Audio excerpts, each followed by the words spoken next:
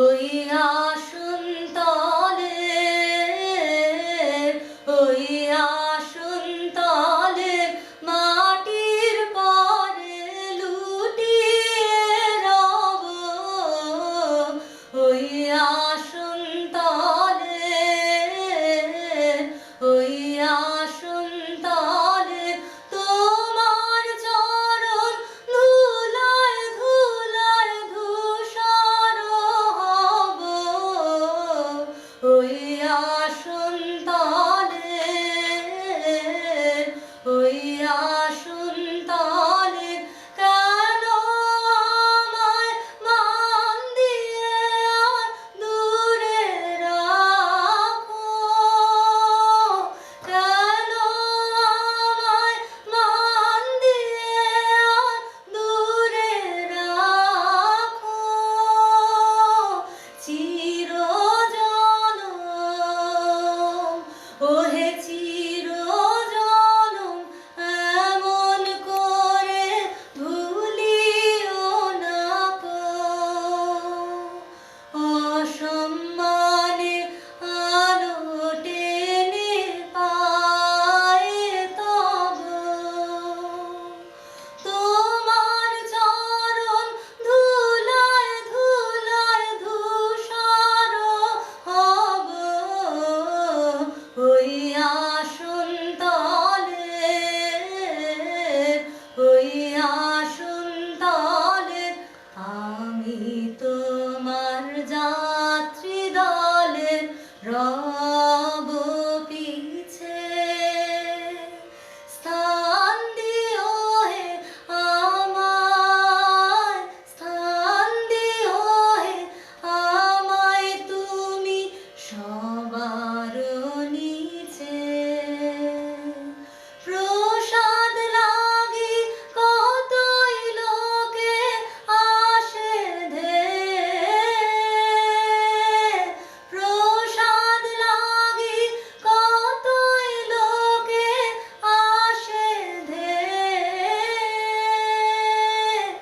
আমি কিছু, ওহে আমি কিছু চাইব না তো রইব চেয়ে,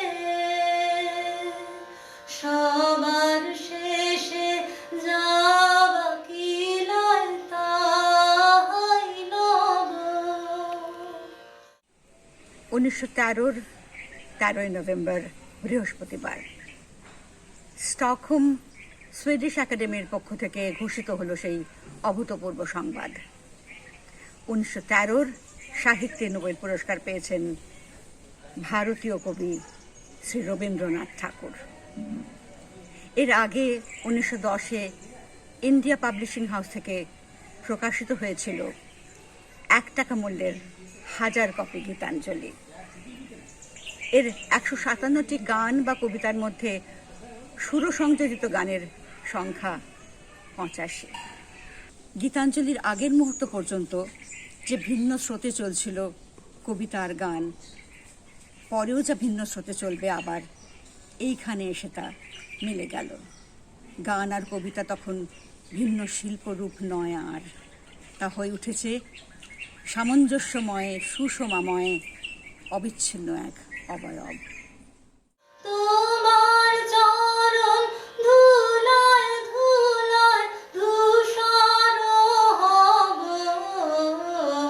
ওই আসন তলে, ওই আসন তলে মাটির পরে লুটিয়ে রব, ওই আসন তলে, ওই আসন তলে। আমার এ গান ছেড়েছে তার সকল অলংকার, তোমার কাছে রাখেনি আর সাজের অহংকার। অলংকার যে মাঝে পড়ে মিলনেতে আড়াল করে, তোমার কথা ঢাকে যে তার মুখর ঝংকার। My song has put off her adornments. She has no pride of dress and decoration. Ornaments would mar our union. They would come between thee and me.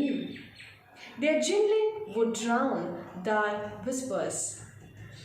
My poet's vanity dies in shame before thy sight. O master poet, I have sat down at thy feet. Let me make my life simple and straight, like a flute of reed, for thee to fill with music. আমি হেথায় থাকি শুধু গাইতে তোমার গান দিও তোমার জগৎ সভায় এইটুকু মোর স্থান আমি হেথায় থাকি শুধু গাইতে তোমার গান আমি তোমার ভুবন মাঝে লাগিনি না কোনো কাজে শুধু কেবল সুরে বাজে অকাজের এই প্রাণ I am here to sing these songs. In this hall of thine, I have a corner seat. In thy world, I have no work to do. My useless life can only break out in tunes without a purpose. নিশায় নীরব দেবালয়ে তোমার আরাধন তখন মোরে আদেশ করো গাইতে রাজ ভোরে যখন আকাশ জুড়ে বাজবে বীণা সোনার সুরে আমি যেন নারই দূরে এই দিও মোর মান আমি হেথায় থাকি শুধু গাইতে তোমার গান When the hour strikes for thy silent worship at dark temple of midnight, command me, my master, to stand before thee to sing. When in the morning air the golden harp is tuned, honor me, commanding my presence. কেমন করে কবে শুরু হলো গীতাঞ্জলির অনুবাদ? কোন পরিপ্রেক্ষিতে তর্জমা হলো আরম্ভ? 1911 মার্চ মাস। শিলাইদহে গেলেন কবি বিশ্রাম নিতে। কবিপুত্র রথীন্দ্রনাথ ঠাকুর লিখছেন, ডাক্তারেরা বিধান দিয়েছেন সম্পূর্ণ বিশ্রাম নিতে হবে, মানসিক পরিশ্রম সাধ্য কোনো কাজ করা চলবে না। বাবা স্থির করলেন তার রচিত কিছু কবিতা ইংরেজিতে অনুবাদ করে সময় কাটাবেন। প্রতিদিনও আমি হে জীবন স্বামী দাঁড়াবো তোমারই সম্মুখে, করি জোড়ো করো হে ভুবনেশ্বর, দাঁড়াবো তোমারই সম্মুখে, তোমার অপার আকাশের তলে বিজনে বিরলে হে, নম্র হৃদয়ে নয়নের জলে দাঁড়াবো তোমারই সম্মুখে। রঙিন খেলনা দিলেও রাঙা হাতে, তখন বুঝি রে বাছা কেন যে প্রাতে এত রং খেলে মেঘে, জলে রং উঠে জেগে, কেন এত রং লেগে ফুলের পাতে, রাঙা খেলা দেখি যবে ও রাঙা হাতে, গান গেয়ে তোরে আমি নাচাই যবে, আপন হৃদয় মাঝে বুঝি রে তবে, পাতায় পাতায় বনে ধনে এত কি কারণে ঢেউ বহে, নিজ মনে তরল রবে, বুঝি তা তোমারে গান শোনাই যাবে, যখন নবনিধি লোলুপ করে, হাতে মুখে মেখে চোখে বেড়াও ঘরে, তখন বুঝিতে পারি সাধু কেন নদী বাড়ি, ফল মধু রসে ভারী কিসের তরে, যখন নবনিধি লোলুপ করে, যখন চুমিয়ে তোর বদন খানি হাসিটি ফুটায়ে তুলি,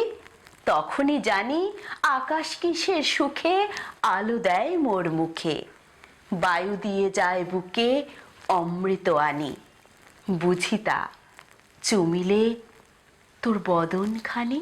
গীতাঞ্জলির এই অনুবাদ প্রসঙ্গে ইন্দিরা দেবীকে একটি চিঠিতে কবি লিখেছিলেন, আমি আমার সমস্ত মন দিয়ে, আমার সমস্ত ছুটি দিয়ে চৈত্র মাসটিকে যেন জুড়ে বসলুম। তার আলো, তার হাওয়া, তার গন্ধ একটু আমার কাছে বাদ পড়ল না। কিন্তু এমন অবস্থায় চুপ করে থাকা যায় না, অথচ কোমর বেঁধে কিছু লেখবার মতো বল আমার ছিল না। সেই জন্যে ওই গীতাঞ্জলির কবিতাগুলি নিয়ে একটি একটি করে ইংরেজি তর্জমা করতে বসে গেল। কাহিল শরীরে এমনতর দুঃসাহসের কথা মনে জন্মায়। একটি ছোট খাতা ভরে এলো। অনুবাদের জন্য প্রথমে রবীন্দ্রনাথ হাতে তুলে নেন সদ্য রচিত আমার এই পথ চাওয়াতেই আনন্দ। ঠিক তার পরের অনুবাদ কোলাহল তো বারণ হলো। This is my delight, thus to wait and watch.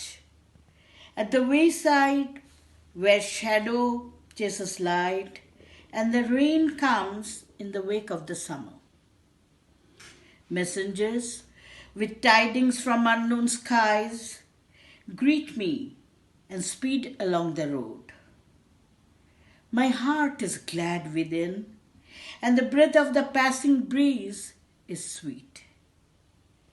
From the dawn till dusk, I sit here before my door, and I know that of a sudden the happy moment will arrive when I shall see. In the meanwhile, I smile and I sing all alone. In the meanwhile, the air is filling with the perfume of promise. আমার এই পথ চাওয়াতে আনন্দ, আমার এই পথ চাওয়াতে আনন্দ, খেলে যায় রৌদ্র ছায়া বর্ষা আসে বসন্ত, আমার এই পথ চাওয়াতে আনন্দ। কোলাহল তো বারণ হলো, এবার কথা কানে কানে, এখন হবে প্রাণের আলাপ, কেবল মাত্র গানে গানে। No more noisy, loud words from me, such is my master's will. Henceforth I deal in whispers. The speech of my heart will be carried on in murmurings of a song. Men hasten to the king's market, all the buyers and sellers are there, but I have my untimely leave in the middle of the day, in the thick of work. ছোট খাতা পকেটে নিয়ে জাহাজে চড়লেন বিলেত যাওয়ার জন্য। ইন্দিরা দেবীকে লিখছেন, খাতাটি পকেটে করে নেবার মানে হচ্ছে এই যে, ভাবলুম সমুদ্রের মধ্যে মনটি যখনই উসকুস করে উঠবে, তখন ডেক চেয়ারে হেলান দিয়ে আবার একটি দুটি করে তর্জমা করতে বসব। ঘটলেও তাই, এক খাতা ছাপিয়ে আর এক খাতায় পৌঁছে গেল। লন্ডনে পৌঁছে এই প্রথম খাতাটি তিনি রদনস্টাইনকে উপহার দেন। এই অনুবাদের খাতাটির তৃতীয় গান বা কবিতা আমারে তুমি অশেষ করেছ, মুদ্রিত ইংরেজি গীতাঞ্জলি বা সং অফারিংসে যা রয়েছে প্রথম পাতায়। আমারে তুমি অশেষ করেছ, এমনই লীলা তব, ফুরায় ফেলে আবার ভরেছ জীবন নব নব। Thou hast made me endless, such is the pleasure. This frail vessel thou emptiest again and again, and fillest it ever with fresh life. কত যে গিরি, কত যে নদী তীরে, বেড়ালে বহি ছোট এ বাঁশি তীরে, কত যে তান বাজালে ফিরে ফিরে, কাহারে তাহা কব।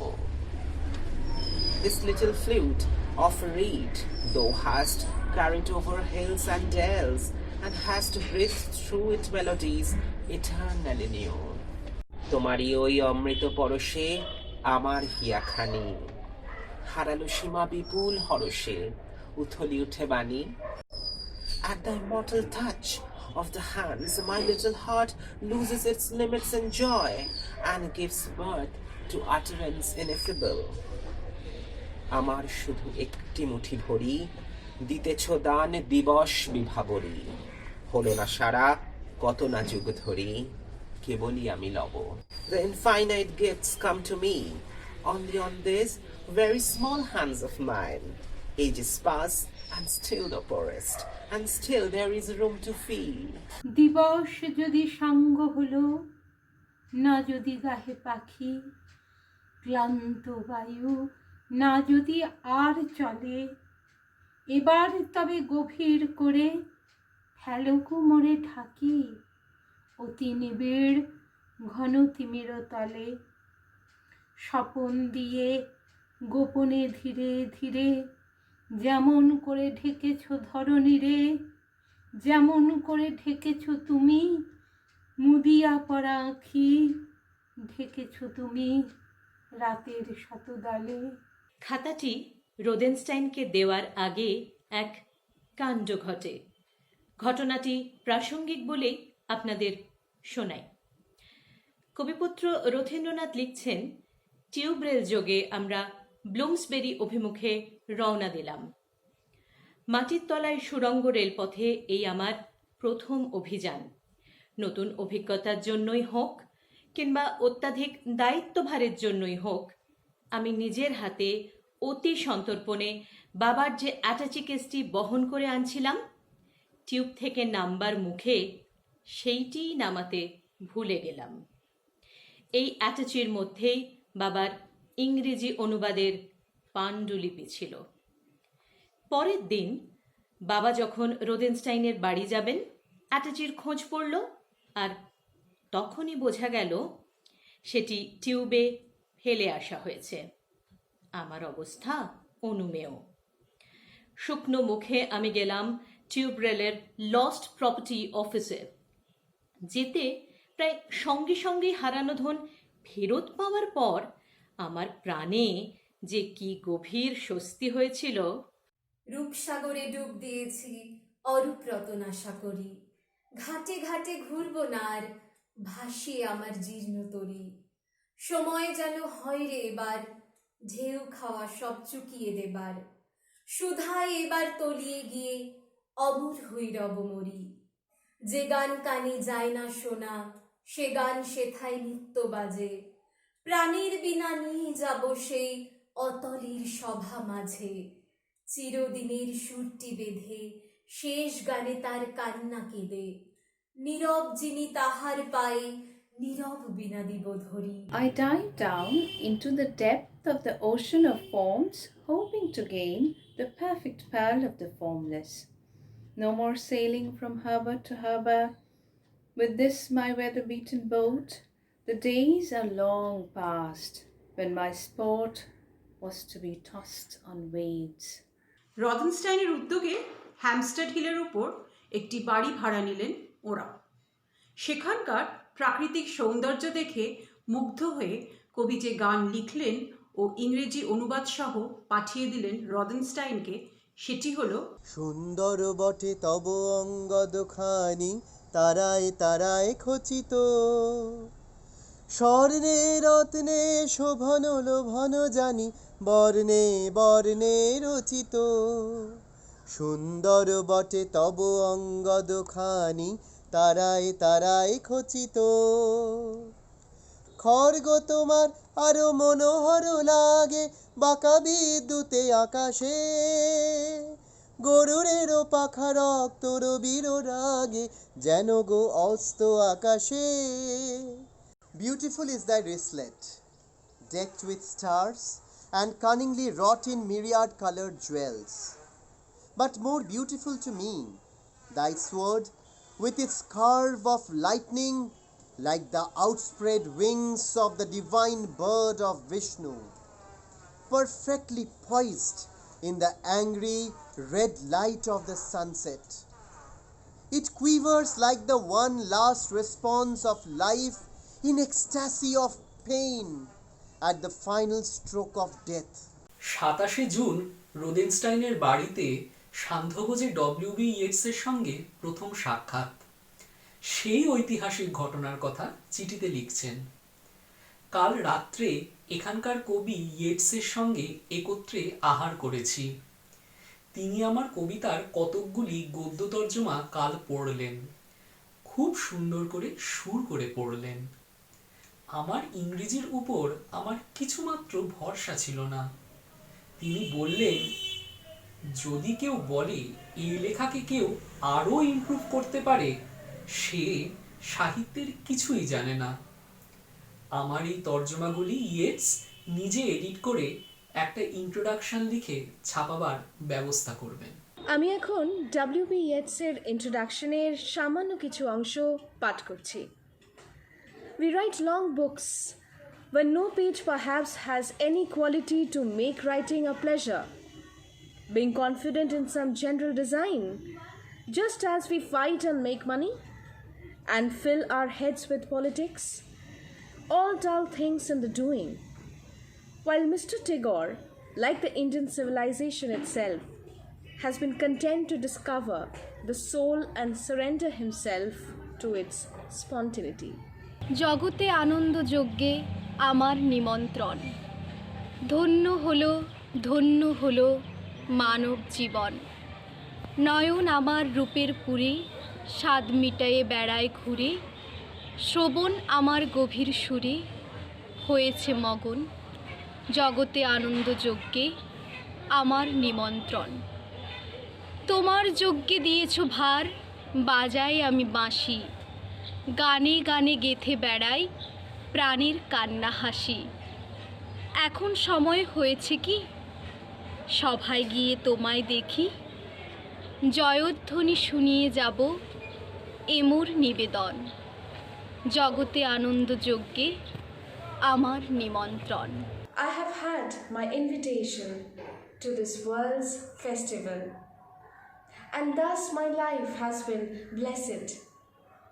My eyes have seen and my ears have heard. It was my part at this feast to play upon my instrument, and I have done all I could. Now I ask, has the time come at last when I may go in and see thy face and offer thee my silent salutation?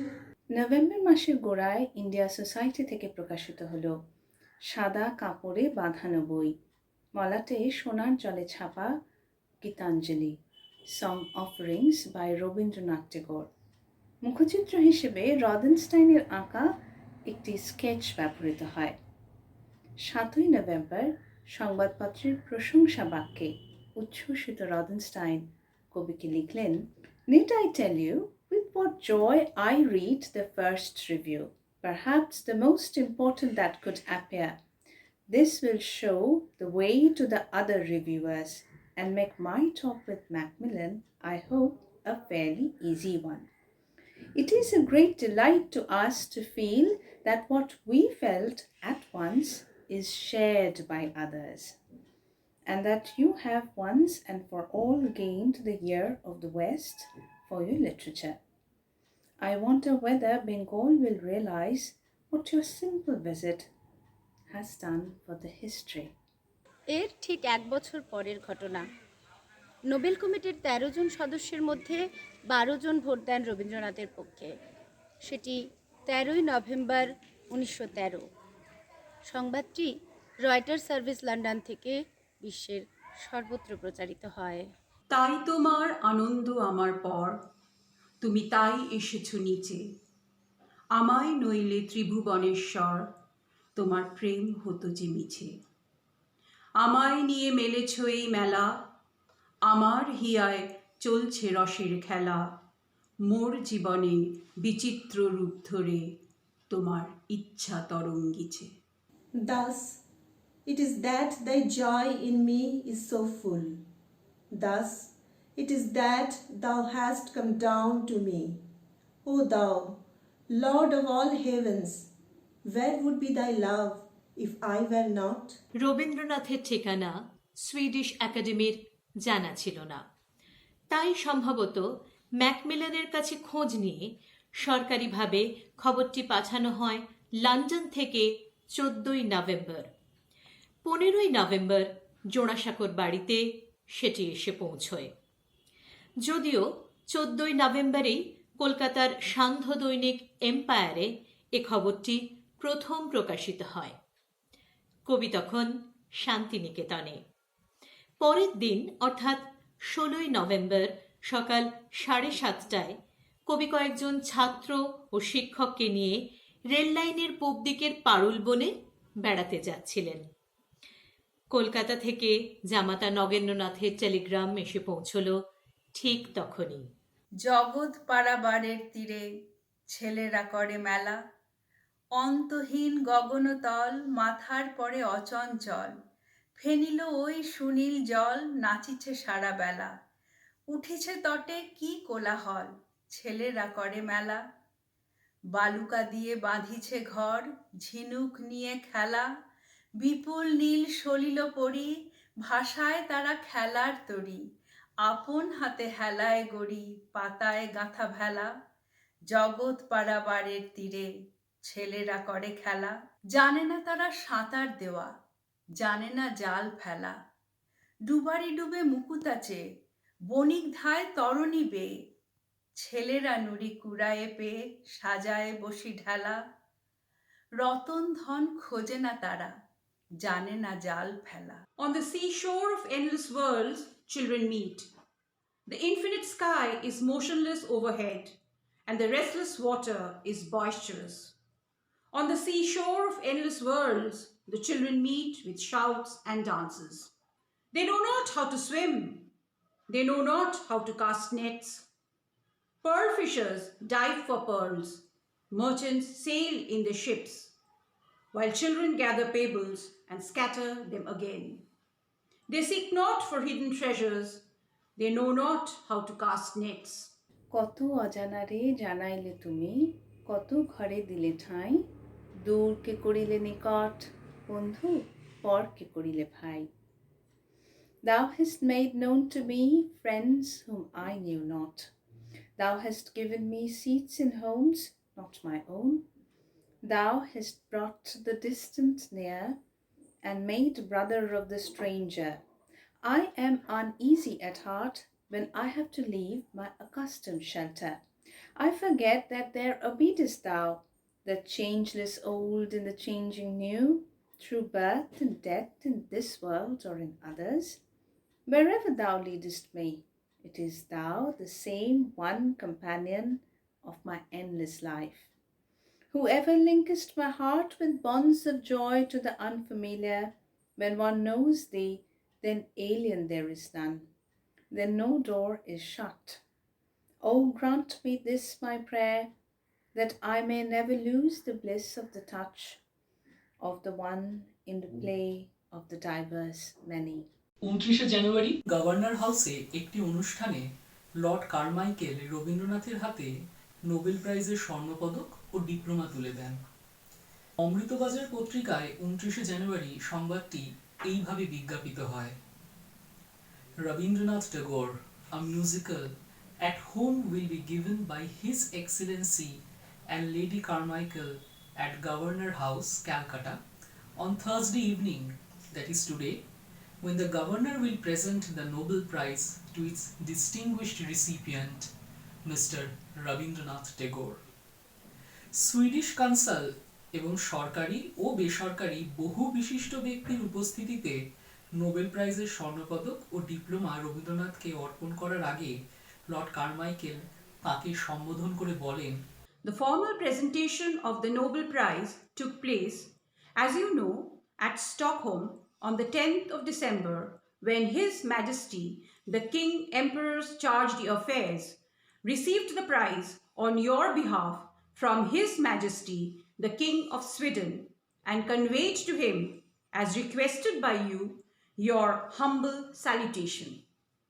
At a dinner on the evening of the same day, given in honor of the prize winners, the British charge d'affaires in responding for yours expressed regret at not being present and your thanks for the honor conferred on you, and delivered a message from you to the Swedish Academy in which you conveyed your grateful appreciation of the breadth of understanding which has brought the distant near and made a stranger a brother. This personal message, which had not been expected, was greatly appreciated, and for it the President, in the name of the Academy, expressed his warmest thanks. I congratulate you, Dr. Rabindranath Tagore, and I have the great pleasure of handing to you the gold medal and the diploma of the Nobel Prize for Literature. Jyotirindranath ডায়েরিতে ঘটনাটি লিখে রাখেন। আজ লাট সাহেব government হাউসে রবিকে Nobel প্রাইজের উপাধি চিহ্নাদি দেবেন। 30শে জানুয়ারি তিনি লেখেন, আজ জোড়াসাঁকোয় গিয়েছিলুম, রবির মেডেল ও ডিপ্লোমা দেখলুম। এই দিনই তিনি ঝাউতলা প্রিয়দের বাড়ি রবীন্দ্রনাথের একটি ছবি আঁকেন। একটি নমস্কারে প্রভু, একটি নমস্কারে, সকল দেহ লুটিয়ে পড়ুক তোমারে সংসারে। ঘন শ্রাবণ মেঘের মতো রসের ভারী নম্রনত, একটি নমস্কারে প্রভু, একটি নমস্কারে, সমস্ত মন পড়িয়া থাক তব ভবন দ্বারে। In one salutation to thee, my Lord, let all my senses spread out and touch this world at thy feet. Like a rain cloud of July, hung low with its burden of unshed showers, let all my mind bend down at thy door in one salutation to thee. Let all my songs gather together their diverse strains into a single current and flow to a sea of silence in one salutation to thee. Like a flock of homesick cranes flying night and day back to their mountain nests, let all my life take its voyage to its eternal home in one salutation to thee. অনেক কাল ধরে আমরা ভেবেছি গীতাঞ্জলির গান কেবল উপাসনার গান, কিন্তু যে কোনো মানুষই তার নিজের মুখোমুখি হলে শুনতে পায় না সেই আরেকটা পাখার ঝাপট। এমন কথা পাই রবীন্দ্রনাথের চিঠিতে। বলছেন, আমার মধ্যে এমন আমি আছে যে আমার চেয়ে ঢের বড়, তাকে আমি আমার মধ্যে কুলব কি করে? আমি কোনো দেবতা সৃষ্টি করে প্রার্থনা করতে পারিনি। নিজের কাছ থেকে নিজের যে মুক্তি, সেই দুর্লভ মুক্তির জন্যে চেষ্টা করি, আর সেই চেষ্টা প্রত্যহ করতে হয়। শঙ্খ ঘোষ বলেছেন, নিজের সঙ্গে মুখোমুখি হবার এই একটা পথ আছে বলেই গীতাঞ্জলির আত্মিকতা আমাদের তার মুঠ হয়ে ধরতে পারে। ঈশ্বরের অর্থে নয়, আমির অর্থে। আত্মশক্তি যেন সকলের, প্রাণই এখানে দেবতা, সেই কথাটা মনে রাখা চাই। নিভৃত প্রাণের দেবতা যেখানে জাগেন একা, ভক্ত সেথায় খোলো দ্বার, আজ নবতার দেখা। নিভৃত প্রাণের দেবতা যেখানে জাগেন একা, সারাদিন শুধু বাহিরে ঘুরে ঘুরে ঘরে চাহিরে, সন্ধ্যাবেলা আরতি হয়নি আমার শেখা নিভৃত প্রাণের দেবতা, যেখানে জাগেন একা নিভৃত প্রাণের দেবতা, যেখানে জাগেন একা নিভৃত প্রাণের দেবতা।